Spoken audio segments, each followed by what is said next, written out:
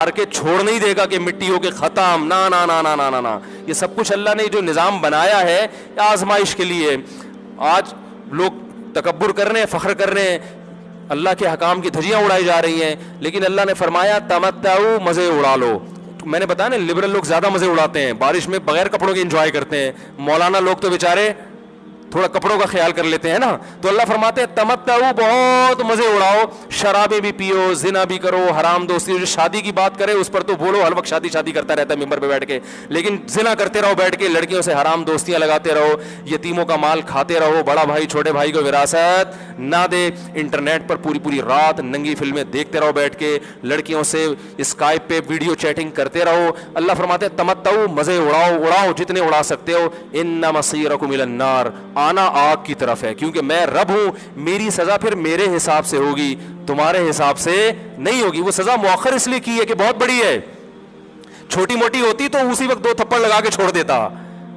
یہ تاخیر اس لیے کی ہے کہ مہلت دے رہا ہے، مہلت، اب توبہ کر لو، اب توبہ کر لو، اب توبہ کر لو. نہیں کی تو اللہ فرماتے موت کا جب وقت آئے گا، پوری دنیا کی دولت بھی اگر دے گا تو میں تیری جان نہیں چھوڑوں گا. کلا انہا کلمۃ ہوا قائلھا، فرمایا اس سے پہلے توبہ کے 2 آنسو بہاتا.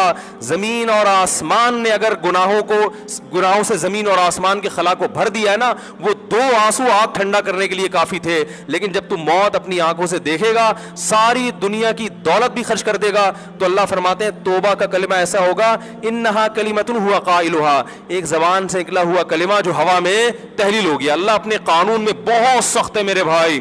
فرعون ساری زندگی نافرمانی کرتا رہا، جب پہلا غوطہ کھایا ہے توبہ کی نا اس نے، اور کیسی پرفیکٹ توبہ کی.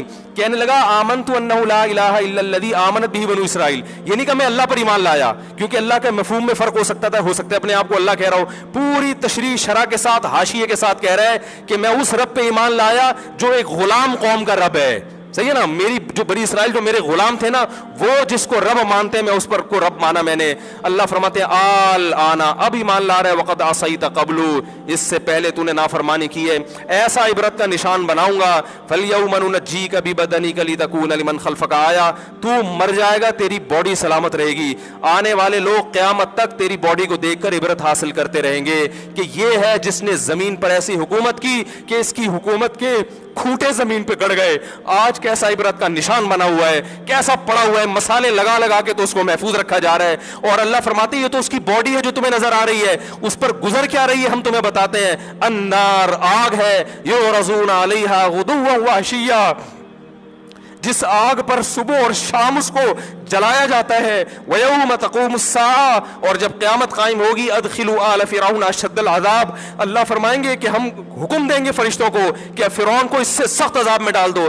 آپ کو فرعون لیٹا ہوا نظر آ رہا ہے، قرآن کہہ رہا ہے لیٹا ہوا نہیں ہے، وہ صبح اور شام آگ میں جلایا جا رہا ہے. اس کو ہزاروں سال گزر گئے، صبح بھی آگ میں جلتا ہے، شام کو بھی آگ میں جلتا ہے. اور فرمایا ابھی قیامت آنے دو، جہنم میں ہمیشہ کے لیے داخل کروں گا جو اس سے بھی زیادہ سخت ہے. وَإِذْ يَتَحَاجُّونَ فِي النَّارِ، اور فرمایا جہنم میں جانے کے بعد کیا ہوگا.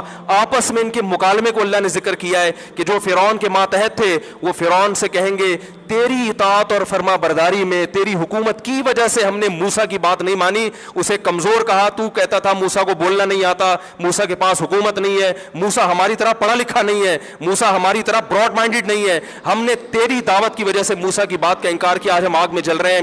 فَهَلْ أَنْتُمْ مُغْنُونَ عَنَّا نَصِيبًا مِّنَ النَّارِ، کیا ایک دن کے لیے تو ہم سے آگ کو دور کر سکتے ہو. تو وہ کہے گا کہ میں خود اس جہنم کی آگ میں جل رہا ہوں، میں تم سے آگ کو دور نہیں کر سکتا. اللہ فرماتے ہیں سب مل کے جہنم کے داروغ کے پاس جائیں گے. وقال الذین فی النار لخزنۃ جہنم ادعوا ربکم، کہ فرشتوں سے کہیں گے تم اللہ سے دعا کرو کہ کچھ عذاب میں تخفیف ہو جائے، کچھ مہلت مل جائے.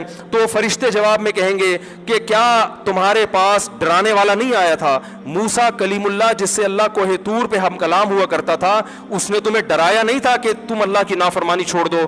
کہیں گے قالوا بلا، وہ کہیں گے ضرور. اللہ فرمائیں گے پھر اعلان ہوگا فادعوا وما دعاء الکافرین الا فی ضلال، فرشتے کہیں گے اللہ نے ہم پر پابندی لگائی ہے تمہاری سفارش کرنے پر، تم خود اللہ کو پکارو. اللہ فرماتے آج ان کی پکار بیکار جائے گی، کوئی اسے سننے والا نہیں ہوگا. دیکھو جب تک جسم میں روح ہے، ایک دفعہ انسان توبہ کے آنسو بہا دے،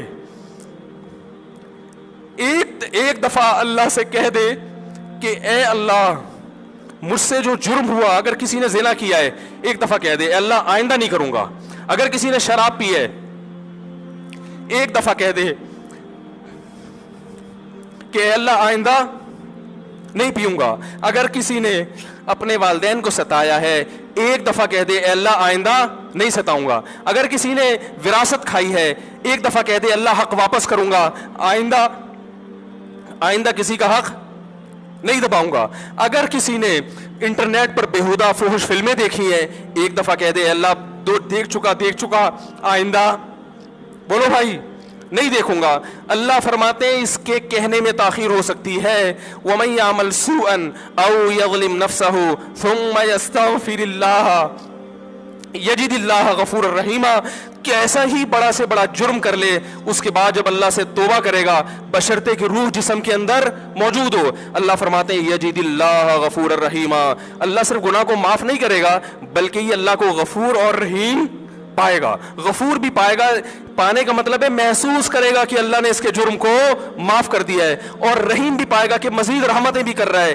یہ اس وقت تک اللہ کی طرف سے بھائی پیکیج ہے جب تک روح جسم کے اندر موجود ہے، کیونکہ غیب کا معاملہ ہے. جب اس روح اور جسم کا رشتہ کمزور ہو گیا ایڑیاں رگڑتے رہو گے لیکن اللہ توبہ قبول کرنے کے لیے تیار نہیں ہوگا. اللہ سے دعا ہے کہ اللہ ہمیں اس وقت کے آنے سے پہلے سدھرنے کی توفیق عطا فرمائے.